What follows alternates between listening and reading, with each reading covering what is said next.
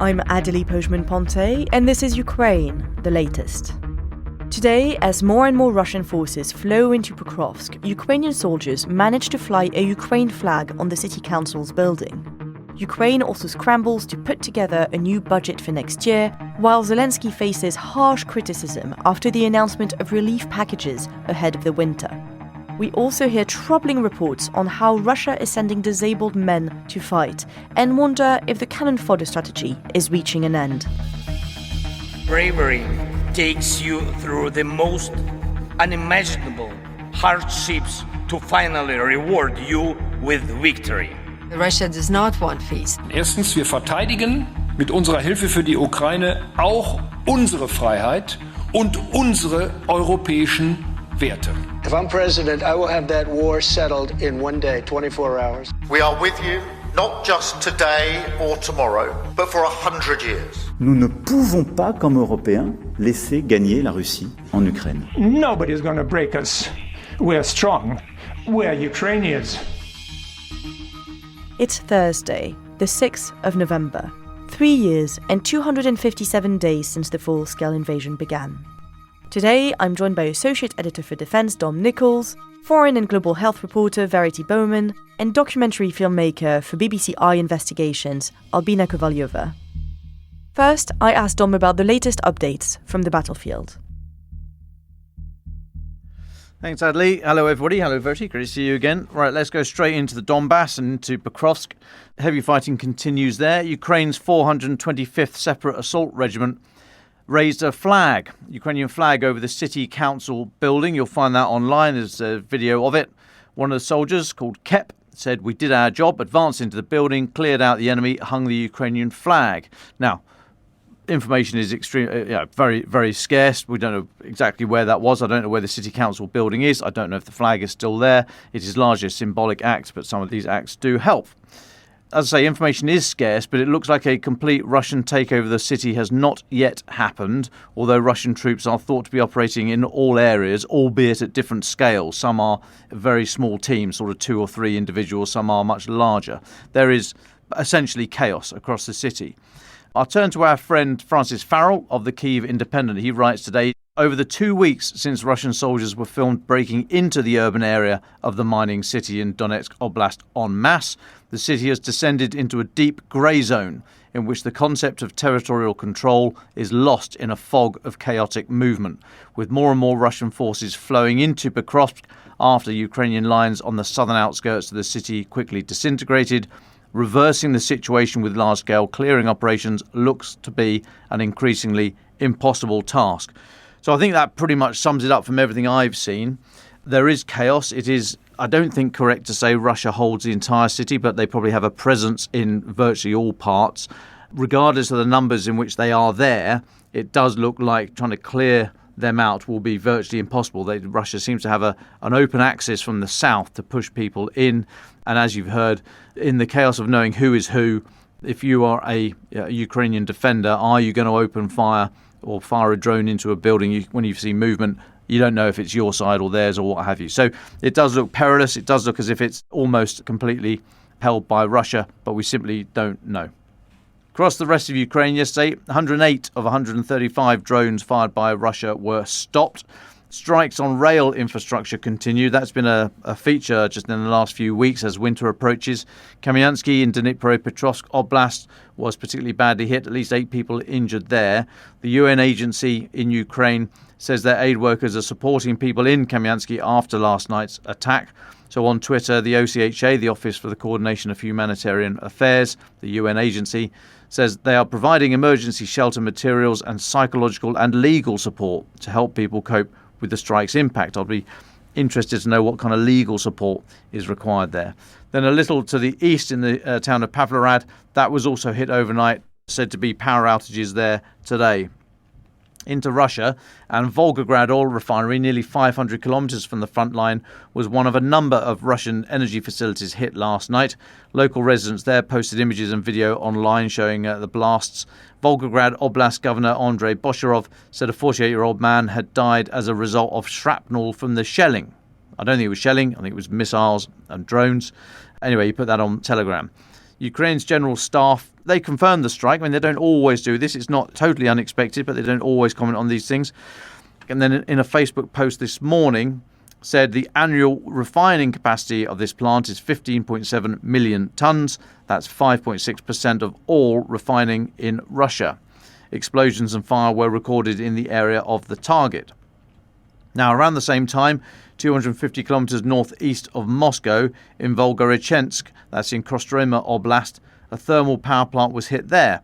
And also another strike in occupied Crimea and a Russian oil depot hit near Simferopol. That's the southern half of the peninsula. This comes from Crimean Wind Telegram channel. Now, that Kostromskaya thermal plant northeast of Moscow I just mentioned is thought to produce about 1.5% of all the electricity generated in Russia, so a significant hit if they have denied that. These strikes follow on from a strike on a hub for Russian drone logistics in occupied Donetsk region late yesterday evening. There are videos from Telegram showing explosions around the area of Donetsk airport, thought to be a warehouse containing Shahed-type drones. This morning, Ukraine's general staff, again, commenting slightly unusually. They confirmed those strikes. They said it was a base of storage, assembly and launch of Shahed-type UAVs, uninhabited or unmanned aerial vehicles, drones, to you and me. They said there had been a powerful secondary detonation at the site. And then also being reported this morning, Ukraine's military intelligence department, the HUR, said earlier today that Russian rebel group Freedom of Russia has sabotaged dozens of trains while targeting logistics infrastructure of the Russian military. There's a story in the Kyiv Independent this morning that says partisans set fire to dozens of trains used by Russian forces to transport weapons, ammunition and equipment to the front lines in Ukraine. The attacks reportedly damaged key control and power systems, severely disrupting military freight operations. Now, the HUR didn't specify when or where the attacks took place, only that it was, quote, on the territory of the aggressor state. The accompanying video that you'll find shows rail stock being doused in, I guess, flammable liquid and then set on fire. A couple more from me. South Korea's Yonhap news agency are reporting that North Korea has deployed around 5,000 military engineering troops to Russia, likely, they say, to restore infrastructure. Now, this reporting came out yesterday. Yonhap cites South Korean parliamentarians who they say received a briefing from South Korea's National Intelligence Service. They're reporting that North Korea is training and selecting personnel in preparation for additional troop deployments to Russia. It's thought around 10,000 North Korean troops are in Russia at the moment on so-called security duties, and another 1,000 said to be clearing mines. I've looked into this. I can't quite work it out. I think it's probably from the Kursk region where that incursion by Ukraine took place last August and sat there for quite a few months. They were eventually pushed back. But I think they left a lot of mines and other unexploded ordnance. That's possibly what those 1,000 North Korean troops are doing there. This inflow of North Korean troops likely, as they did last time, to free up Russian forces to deploy into Ukraine. Now, the last one from me, NATO Secretary General is in Bucharest today at the NATO Industry Forum. Mark Rutte, in his opening comments, said a few things that I thought were quite interesting. He said the danger posed by Russia will not end when this war does. Russia is not alone in its efforts to undermine the global rules. It's working with China, with North Korea, with Iran and others. They are increasing their defence industrial collaboration to unprecedented levels. They are preparing for long-term confrontation. I thought that phrase there, long-term confrontation, was interesting. You may remember the kind of parliamentary spat we've had here in the UK recently about whether or not you can describe China as an enemy. And NATO Sec Gen there saying, talking about preparing for long-term confrontation, I thought was notable in that context. However, the rest of it I thought was much more interesting. He said, I'm confident that together we have what it takes to outgun, outproduce and outsmart those that seek to harm or diminish us. To do this well, we should focus on three key drivers: quantity, creativity and cooperation. Now, I thought it was interesting that he even mentions and perhaps prioritises the quantity bit of that. I mean, he said quantity first in that list. So the quantity debate largely hits a brick wall here in the UK. We still seem to be going for quality, small numbers of exquisite items, if you think Watchkeeper, Wedgetail, Challenger 3, that kind of thing. So for NATO Sec Gen to start talking about quantity, I think is a welcome inclusion into this debate. Now then, the most interesting part for me, he said Dangerous times call for bold action, and this demands a degree of risk tolerance from all of us. As leaders take the political risk, industry is being asked to take some business risk. As you think of your shareholders, this may make you nervous. You are waiting for governments to sign long-term contracts. I know, and you're right. Sometimes governments need to do that, but I can tell you that when it comes to investing more in our defence, the political will is there. You heard the president. I think he's talking about Donald Trump there. You heard the president. You know the decisions we took in The Hague. That's to go up to 5% GDP on defence. The political will is there. The money is there. The demand is there. And our security depends on it. So as your business leaders, perhaps we can make a deal.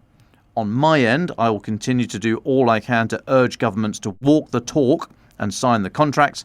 And I promise we will do all we can from NATO to expedite procurement and keep supporting innovation. But in exchange, you need to be ready. Step up supply, expand existing production lines and open new ones. Don't let the fear of future surplus capacity keep you from meeting the real needs we face today. I have every confidence that what you produce will be purchased. Now then, that last line, I have every confidence that what you produce will be purchased. How's that going to go down? Every industry source I always speak to says that goodwill or letters of intent or even promises by politicians aren't as good as a signature on a contract. So I ask, if you are a business leader, if you're in business now, how do you feel about NATO Sec Gen's comments? Are you prepared to take the business risk with your business? Are you going to open supply lines, invest in capital projects ahead of contract orders? Is Mark Rutte being naive there? And what do you think about that last statement? I have every confidence, he says, that what you produce will be purchased. Do you have every confidence? I'd be very interested to hear the view from industry. Anyway, that's us up to date, Adélie. Thank you, Dom. A couple of days ago, Finnish President Alexander Stubb had suggested that a meeting between Zelensky, Putin and Trump could be on the cards at the G20 summit in Johannesburg, which is happening in a couple of weeks. Well, Trump announced yesterday that he wouldn't be going to South Africa. The decision doesn't really have anything to do with Ukraine or with Russia's reluctance to come to the negotiating table or with his changing gears on what he wants to do with the war and the negotiations. It has something to do with his own personal gripe with South Africa as a country. For months now, the American president has falsely accused South Africa of human rights abuses against white South African Afrikaners. And in February this year, he issued an executive order denouncing the alleged seizure of ethnic minority Afrikaner agricultural property without compensation, all of which South Africa has rejected as factually incorrect. Which is why Trump said yesterday that he's not going to represent his country there. And he added, how could we be expected to go to South Africa to the very important G20 meeting when land confiscation and genocide are the primary topics of conversation? So just to clarify, that's a false argument that has been fact-checked repeatedly over the last few months. So there is no summit then that is going to happen. What we know so far is that Vice President J.D. Vance may represent the US at the G20 and that the Kremlin also said that Putin is not expected to attend. Putin's deputy chief of staff should, however, make an appearance. Now, just a note, I'm a bit unclear on how that summit could have gone ahead anyways, with Putin's arrest warrant with the ICC and the fact that a lot of you will remember that he wasn't able to come to the BRICS summit in South Africa in 2023, which was very shortly after he had been issued his arrest warrant by the ICC. I'm sure there are ways to work around that, but technically South Africa should be arresting Putin should he set foot on their territory. So I imagine that would not happen if he was actually coming to negotiate peace. The promise and the logistics of that potential upcoming meeting seems a bit unclear to me. That's obviously the latest installment of, will a summit between these three leaders ever happen? Is it coming ever closer? Obviously, we'll keep on monitoring. The other item is much more domestic to Ukraine because we're reaching the end of the year, and that means two things for everybody. We're all gearing up for winter, and everybody all around the world is trying to figure out how next year's budget is going to work out. And that is true for all countries, but none more so than Ukraine. Now that the war is nowhere near coming to an end on the diplomatic horizon, as we've just discussed, Ukraine needs to figure out how to balance the sheets in order to keep on financing the war effort. It needs $61 billion to cover its budget gap for 2026 and 2027. And with the $140 billion reparations loan from Europe that failed last week, as we've covered, a major source of cash has been at least postponed if it comes through in December. In the Kyiv Indy, Yuri Butsa, Ukraine's government commissioner for public debt management, said, "We view that reparations loan as a timing question rather than a question of substance." So they seem to be quite optimistic about this influx of money. In the meantime, Ukraine is looking for options elsewhere and everywhere, as the Kyiv Indy calls it, a cocktail of ideas on where to find cash for its 2026 budget. That is unspent funds from government ministries in 2025, ad hoc government borrowing, and front-loading loans with disbursements that are currently scheduled throughout 2026 in order to buffer the budget. With all of this head-scratching going on, President Zelensky has just announced a winter support package for Ukrainians across the country, and that is getting a lot of criticism. It's been called a popular scheme to boost the government's dwindling popularity. The government is preparing a series of support programs to help ease the economic burden on Ukrainians as the country enters into what is expected to be a very difficult winter of Russian attacks, especially on the energy infrastructure. Now, these programs that Zelensky just announced include a one-time payment for Ukrainians who apply for it. That's 1,000 hryvnias. It's about $24. It also includes 3,000 kilometers of free travel across Ukraine on the state-owned Ukrainian railways during the off-peak season. So, Ukrainians would be able to go around the country. And a second payment for vulnerable citizens like internally displaced people and low-income families, and that would be a payment that's slightly higher, 6,500 hryvnias or $154. Now, the criticism has focused on whether that's a good use of the state funds in the middle of the war. The programs could cost overall about $450 million. It's also unclear how many Ukrainians will apply for the first payment, the 1,000 hryvnias relief package.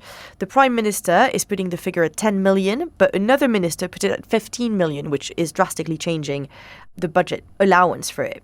In a statement on its website, the government said they would allocate $104 million to distribute to the most vulnerable, and it's unclear how much the railway travel package would cost to the state. The head of investment screening at the Economic Security Council of Ukraine, Volodymyr Landa, told the Kyiv Independent that it made little financial sense to offer the first program, the 1,000 hryvnias, to everyone in the country regardless of their circumstances, instead of focusing on the most vulnerable.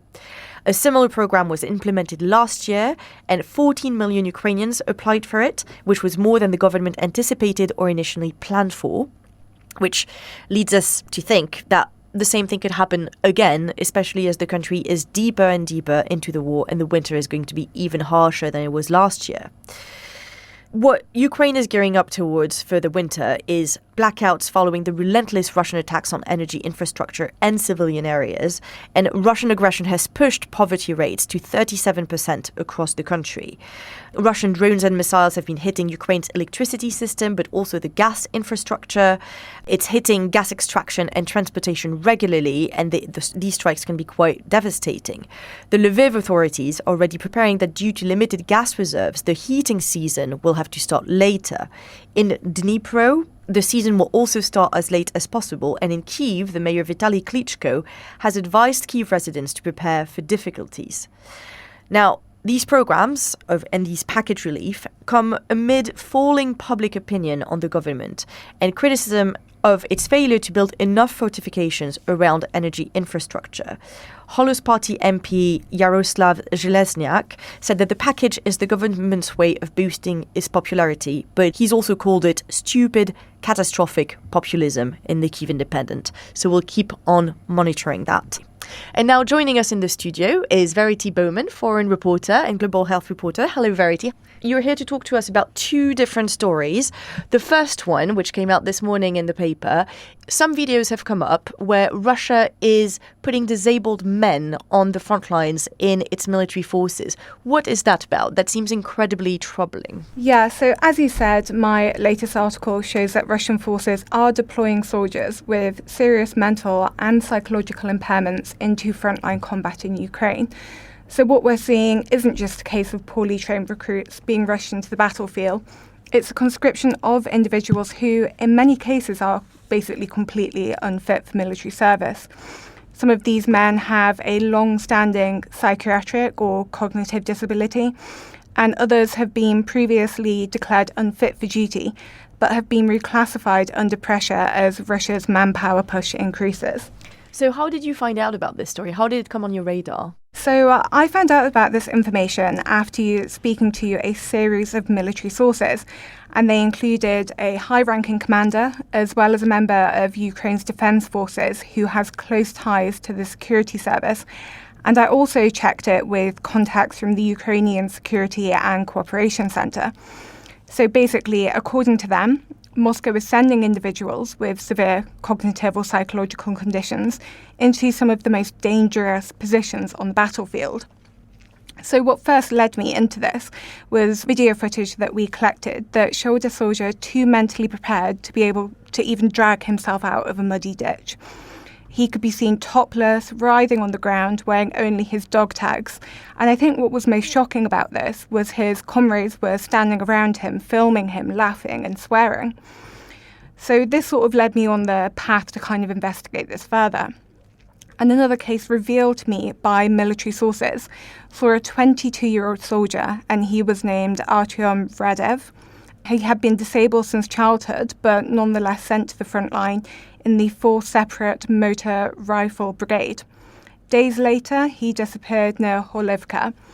His mother later recognised him in a photograph of Russians tied to trees as punishment for refusing to fight.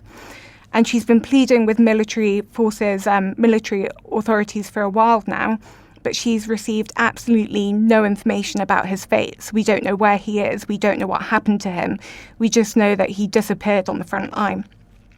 And a second case we identified showed that a 23-year-old named Volkov Oleg, who was also diagnosed with a psychiatric disability as a child, was forced to sign a military contract after being caught stealing a crate of wine, such a minor offence to suddenly be sent into battle for. And our sources said that during his first day in Ukraine, he panicked and ended up hiding in an electrical transformer cabin, and that he was captured, and his current whereabouts remain unknown.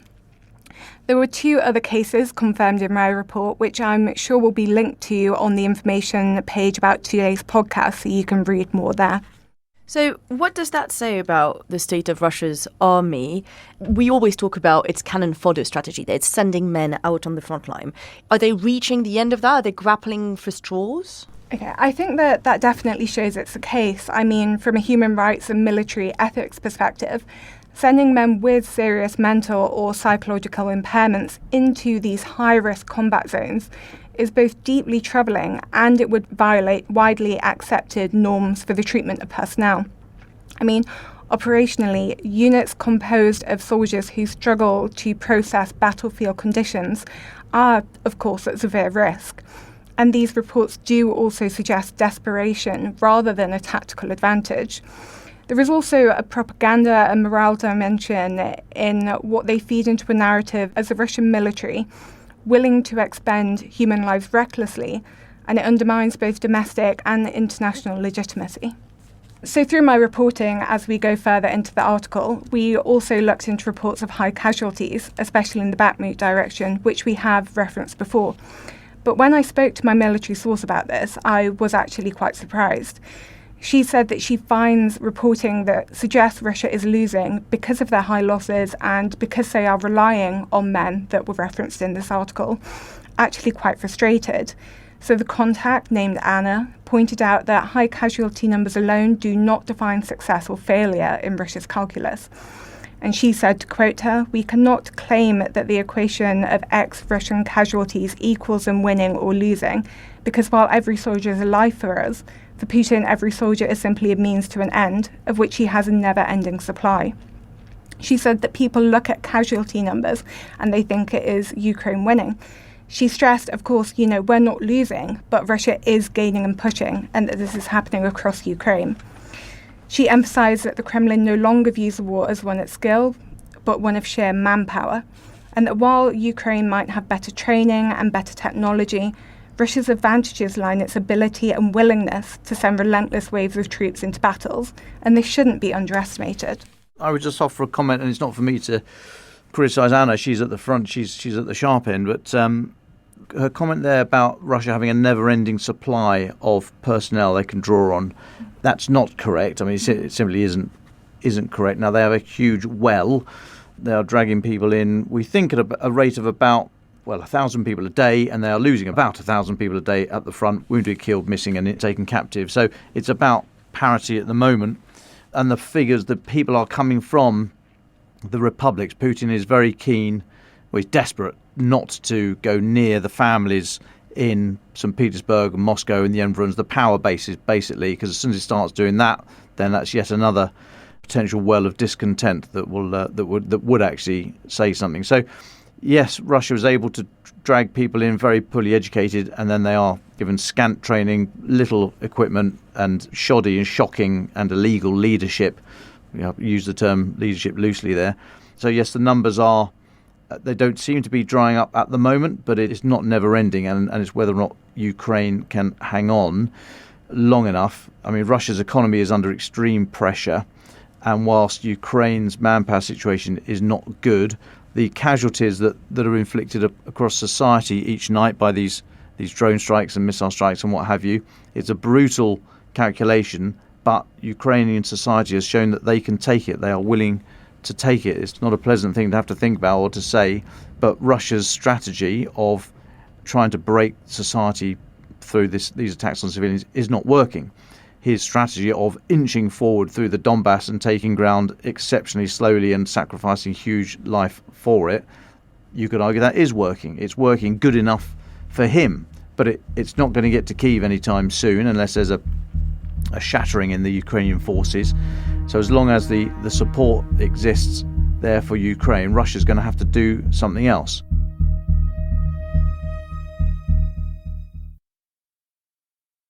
Today, I speak with Albina Kovalyova, a British documentary filmmaker with a Russian and Ukrainian background. She works for BBC iInvestigation. She's produced several documentaries on life in Ukraine since the beginning of the full-scale invasion, and her first film chronicled life during the occupation of Kherson in 2022. Recently, she's released 2 documentaries on living in Kharkiv during the 3.5 years of the conflict, and the crucial question, what makes people stay? I linked to her films and audio documentary in the show notes.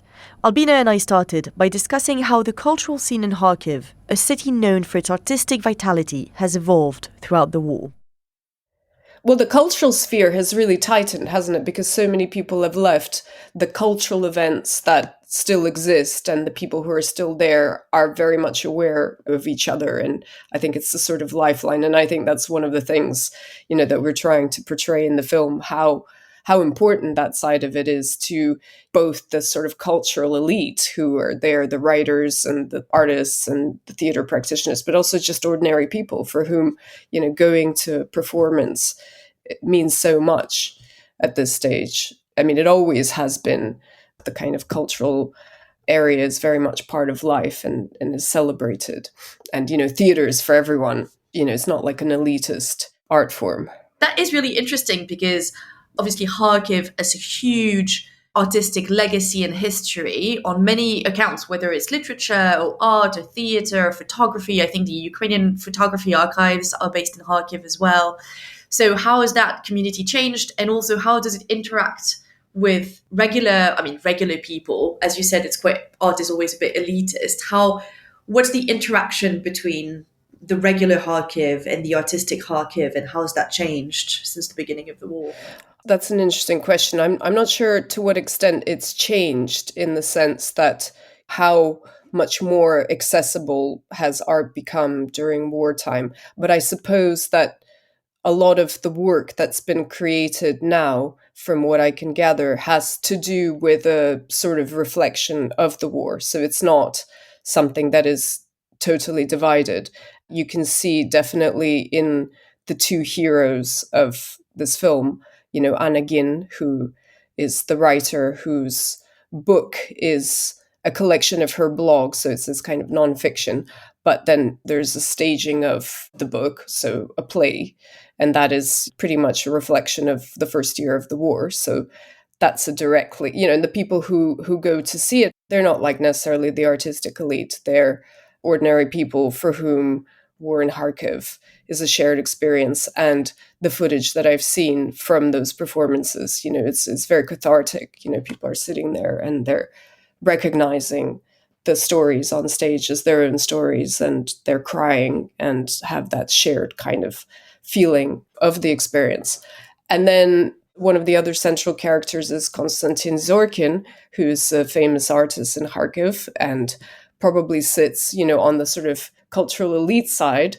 He's got a wide range because he does sculpture, but it's not quite sculpture the way he describes it. It's sort of creation of objects, and he uses different material. He uses wood and metal, and then he's got a lot of graphic stuff, which is, pen and ink. He's quite wide, and he had this very interesting collective exhibition in the name of the city, and he created this mini Kharkiv, I suppose, mini city, made from wood. But he represents, and I think his surroundings, where he exhibits and the people that are in his milieu are the kind of established cultural elite who are known outside the city. So they have a reputation that, is more widely Ukrainian and probably international. But, that said, these artists are also reflecting something about the war, whether it's abstract or more specific. I think art right now serves as that kind of pathway for people's emotions to make sense. And that's why it's such an important experience for people to get out and to feel these things together in a shared space. And I guess that's also part of the identity of Kharkiv, because people from Kharkiv, from when we were there, are incredibly proud of their city. There's a very, very strong sense of identity. And is that something that you feel has kept also people going and has helped people stay in Kharkiv? Yeah, I think this is true of all capital cities. There's always a focus on the big city, the capital that everyone knows, and that's the sort of cultural hub for many places. I mean, even in the UK, it's London. But of course, you have other cities with their unique artistic identity. In the UK, we have Liverpool, we have Manchester. These are huge cities. They're not like little towns, which all have their own music scene, art scene. And I think in Ukraine, Kharkiv is that other city. It's a very different vibe. Kyiv is polished. It's much more, European looking. There's a lot of Europeans that are there, whether it's tourists or touring companies traditionally, even pre-war. So there's a much more kind of established cultural presence there. Whereas Kharkiv, it's much more of an industrial town. It is really much further from, the European part of Ukraine geographically. It is close to the Russian border, even just culturally, a very diverse group of people living there ethnically, a lot of Russians, a lot of Russian speakers traditionally. And so it creates a very different dynamic. And now with the war being a frontline city, I think people who choose to stay, it's an act of defiance for them because they're living under daily alerts and bombs. It's a very unstable environment, even from the point of view of just day-to-day life. Schools are not operating as usual. They're all underground. Just a few days ago, there was a horrible bombing of a kindergarten. And miraculously, these children were all hiding underground and managed to survive. But, this is daily life. So for the people who we filmed and people around them, they had all at some point left the city when the war began, and then they all returned. And they all have their own reasons for returning. But I think the things that unite them is the sense that this is their home. This is a place that they love. And their remaining there is sort of fighting for the future. An empty city would be easy to take, is one of the quotes from one of the characters. So if everyone were to leave, it would be easy for the Russians to come in and take the city. And I think, with the life that is being lived by these people, by the artists who are still creating, it's a protest against the war. It's really trying to affirm that there's something happening here.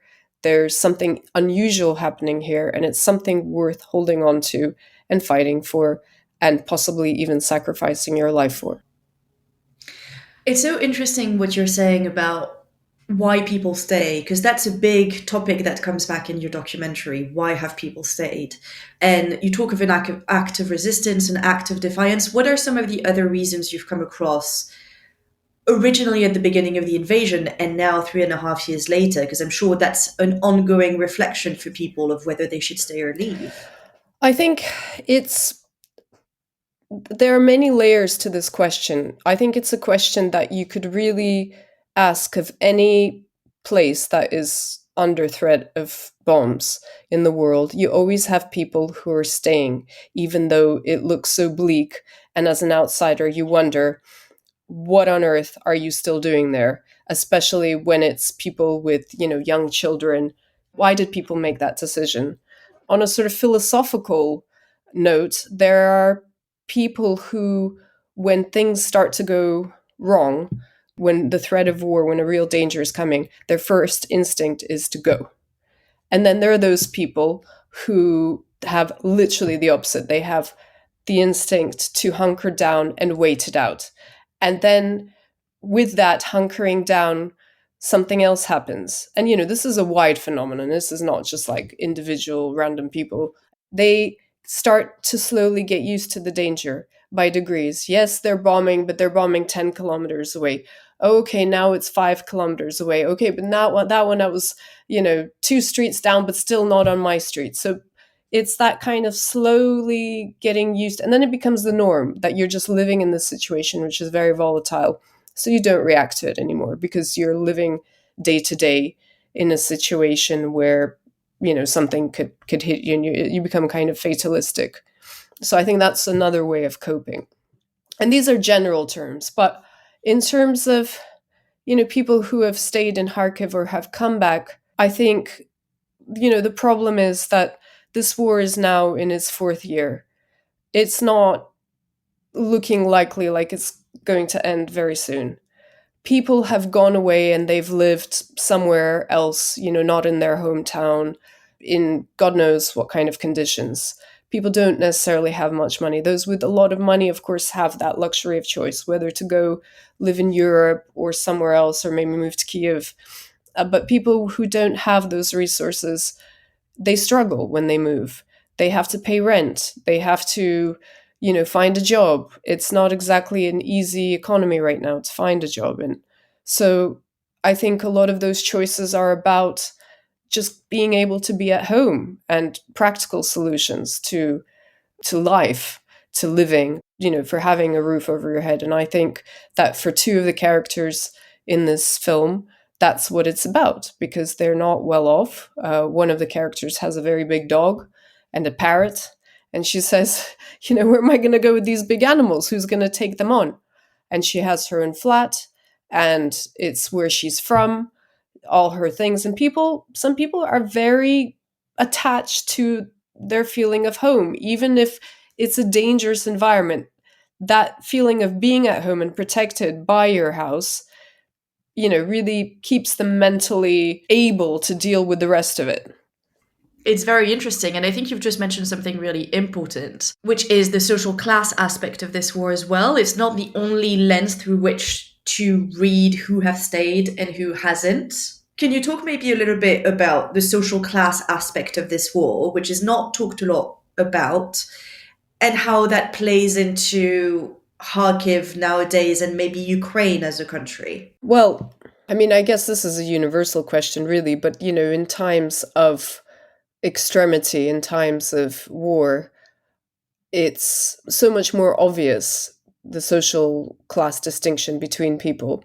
What has been striking for me is to hear from people in Kharkiv how they think about the president, how much hope is lost and sort of, maybe not hope, but there's that disconnect. There's the president of the country who on the world stage has a particular appearance, and I would say, in Europe, he's so well received and seems so humble in what he says and how he goes about it. But I think within Ukraine, it's a very different picture, because he is seen And again, this is from what I've been told by people in Kharkiv. They're living on the front line. They're living, with the threat of death every day. And they see the elite, the president, going around on a jet all over the world. Of course, he's asking for military assistance, but it's that sense that there's that inequality and they're having to live in this situation. I think probably even between Kiev, the capital, and Kharkiv, there's that sense of inequality because Kiev is, much more expensive. For some people in the cultural sphere, maybe Konstantin Zorkin, the artist, maybe he could have moved to Kiev because it is the cultural capital and there's probably more money for art there, and it's difficult to get to Kharkiv. It's dangerous. So you probably don't have as many visitors to his exhibitions. But it's partially an economic question. How do you go and live somewhere safer? I'm sure Lviv is even more expensive because it's really west and there's a lot of demand. I think the economic question for Ukrainian displaced people is a very acute one. And even among people who in the first years of the war managed to go to Europe or to the UK, and there were all these programs that helped people, get a temporary visa, temporary work permit, that's all being slowly cut down. And people are less willing, members of the public, to help Ukrainians who are coming over, strangers. Even certain countries are closing down those programs entirely. I believe Poland is in the process of closing down their assistance to Ukrainians, or at least partially. And that's the neighboring country which has received probably the most Ukrainian refugees because of its proximity. And also Poland is a friendly country to Ukraine. So I think, a lot of people are coming back to the country. They have been coming back not just, in the last year, but the last couple of years. It depends how much money you have, what connections you have. That will dictate where you have to go. But a lot of people are coming back to their homes if it's still possible to come back to their homes. And of course, that's a very key question too, because there are areas in Ukraine that have been taken over by Russia. That's not possible to go back to. And there are places that have been completely destroyed. I do think it's a very apt question. I don't think we know the full extent of it. And I don't think it's a primary focus because, of course, the war effort is taking up all of that economic. But not just the war effort. I think it is rather remarkable how the country continues to function. And after each bombing, there's a very quick response to mend things, to save people's lives, to, rebuild. So all of that is hugely important.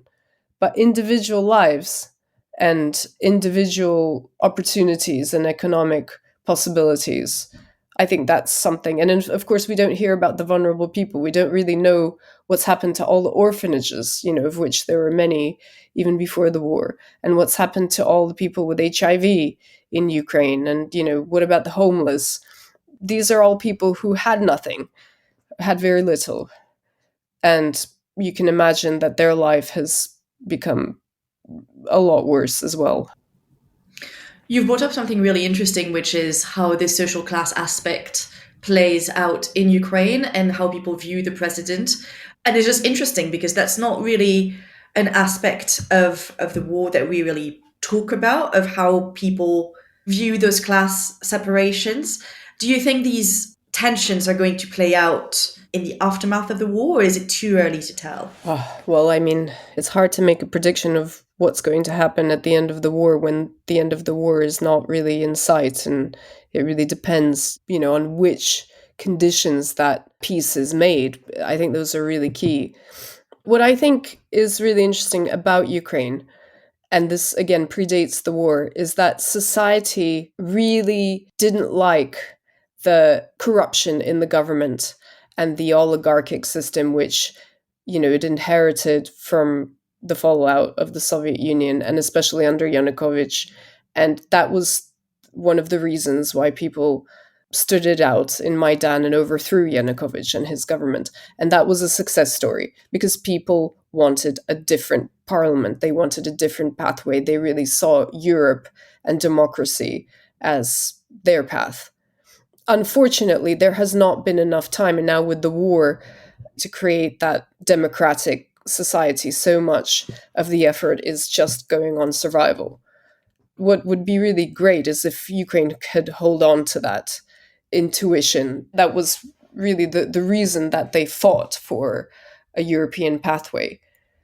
But it's different now when you've lost people you love, and you're traumatized by war. So it's really hard to say how people will deal with their traumas, and it's going to be a very difficult situation for society to rebuild.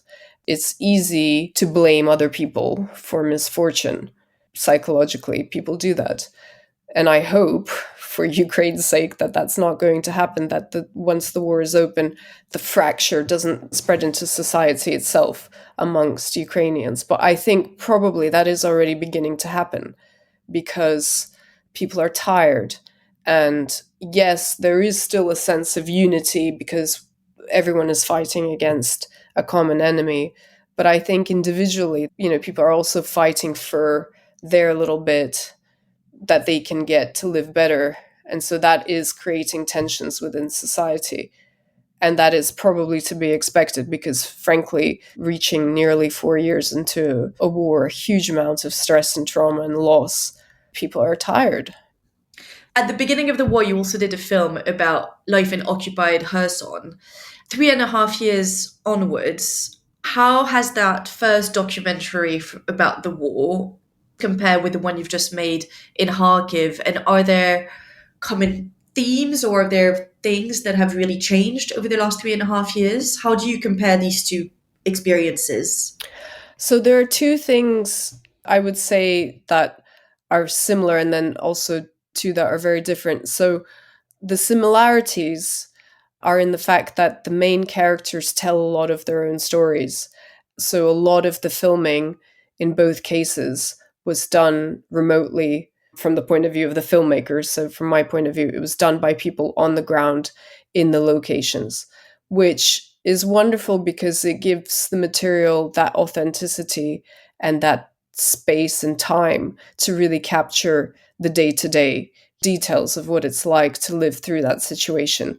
When you are a crew coming in, because of all of our security considerations and financial considerations, you don't have that much time to spend with characters on the ground. So that's been one of the wonderful things, that you're letting people take their time, letting the story develop, and also giving people, a sense of authorship. It's their life. It's what they're comfortable showing without pushing them. And I think that that's a really remarkable thing, and I'm so grateful to technology these days for allowing us to be able to do that. The other similarity between them is that they capture a very specific time of both periods of the war. So the first one, occupied, is obviously literally from the very beginning. You see the tanks rolling into Kherson. Those are the first days of the war. And then it's literally the first months of the occupation until they escape. So that's a very specific time in the war, and really a unique record, because I don't believe there's been anything else that was made by, an independent or Western organization in occupied territory in quite the same way, with quite the same access, people who are really living through it and telling their own story and showing the changes day to day as they come in. Because in Kherson, it started with the Russians rolling into town, and there was an active resistance against them. And there were demonstrations, and people were showing their defiance. The clampdown, was gradual, and more people were detained and disappeared until it became a kind of reign of terror. And that's all in the film. You see it pretty much play out in real time. And then with Kharkiv, with this latest documentary, it's similar. But, it is now in the 4th year, and it's capturing this time in the war where, frankly, there's a lot of fatigue. And during the filming, you can see the transformation of some of the characters who, are used to this war. They're unfazed. But because of the relentless bombing, because also probably of the hope that they had that things would change with the new presidency of Donald Trump, that there could be peace, that there could be some sort of end in sight. And what happened is literally the reverse: more bombings, more death, and it's been relentless. And you just literally see the transformation of these characters on screen. So those two things are similar, but the differences are really in the locations and what it was like to film in them at those specific times. So in Kherson, during the Russian occupation, it was an absolutely secret filming that we took utmost care to protect Dmitry, who filmed, and how we handled the footage and how we transmitted it, and, you know, the way he would operate outside the flat. You know, you had to be really careful, because if he was picked up and seen to be filming for the BBC, he would be immediately detained and interrogated and probably, you know, labeled as a spy, or certainly get into trouble. So that was a very different process from what we did in Kharkiv, where, yes, there's a danger, but it's a very different kind of danger of just not knowing when the bombs might fall. But apart from that, life day to day continues, and people can pretty much capture that freely.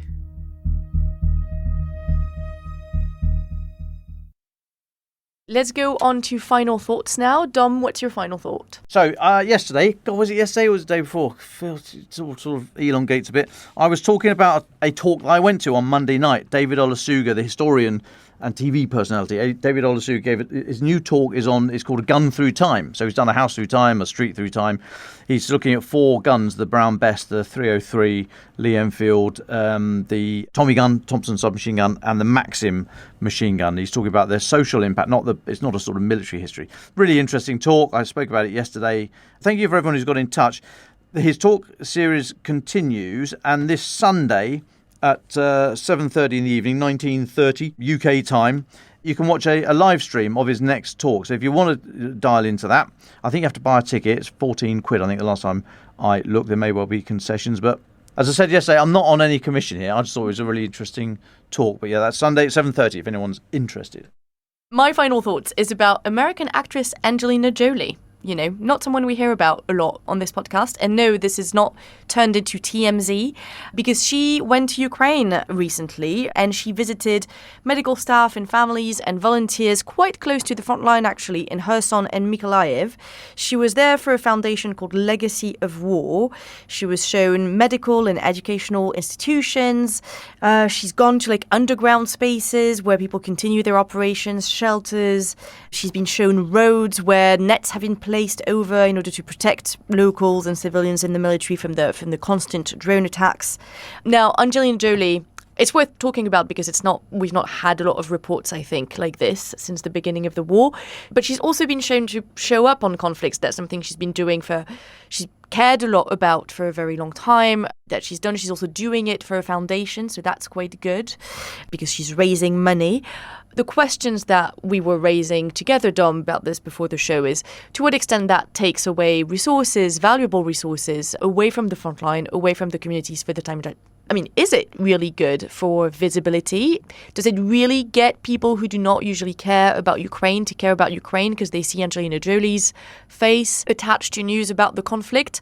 We're also really interested to hear about if you've been on the other side of such visits and such photo ops. Is it a photo op? Is it more than that? Does it actually matter? And what has been your experience of celebrities visiting war-torn areas like Angelina Jolie has done? Yeah, no, I was just going to say I saw a few people come through in Iraq and Afghanistan, celebs, and some were much better than others. Some just fitted in. Ross Kemp in particular, he just got on with it. He wasn't there about him. He was there to kind of highlight what the blokes on the ground were getting up to, and he was brilliant. Others pretty much were there for a photo shoot. It's very interesting to see how they draw resource, they draw helicopters and all this kind of stuff. So it is an interesting constant issue. I was there when the new Andrew Mountbatten Windsor, is that what we're calling him now? Anyway, he came through. Didn't actually know who he was. I just sort of walked past him and no idea.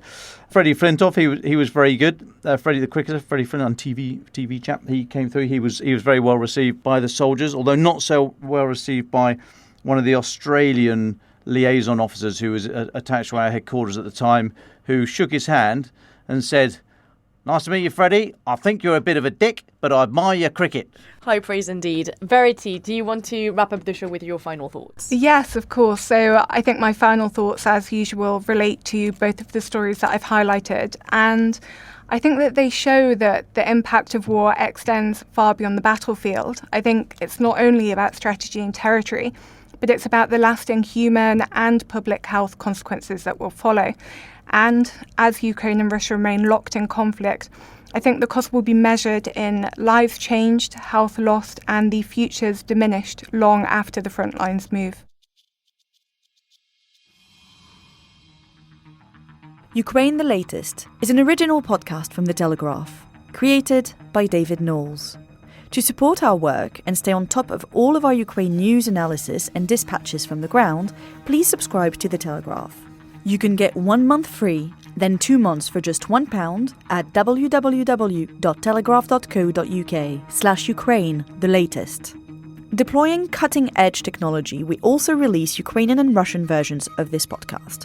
These translations retain our voices and delivery so that it can reach listeners in every region of Ukraine and in those parts of Eastern Europe where Russian is still widely spoken. Links to those can be found in the podcast description to this episode. You can also now sign up to the new Ukraine the Latest newsletter. Each week, Dom Nicholls and Francis Durnley answer your questions, provide recommended reading, and give exclusive analysis and behind-the-scenes insights. Plus, maps of the front lines and diagrams of weapons to complement our daily reporting. It's free for everyone, including non-subscribers. You can find the link to sign up in the description to this episode. We regularly have a Ukraine live blog on our website, where you can follow updates as they come in throughout the day, including insights from regular contributors to this podcast. We also do the same for other breaking international stories. If you appreciated this podcast, please consider following Ukraine the Latest on your preferred podcast app, and leave us a review, as it really helps others find the show.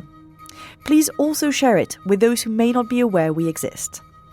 You can listen to this conversation live at 1 p.m. London time each day on X Spaces. Follow The Telegraph so you don't miss it. You can also get in touch directly to ask questions or give comments by emailing ukrainepod@telegraph.co.uk. We continue to read every message.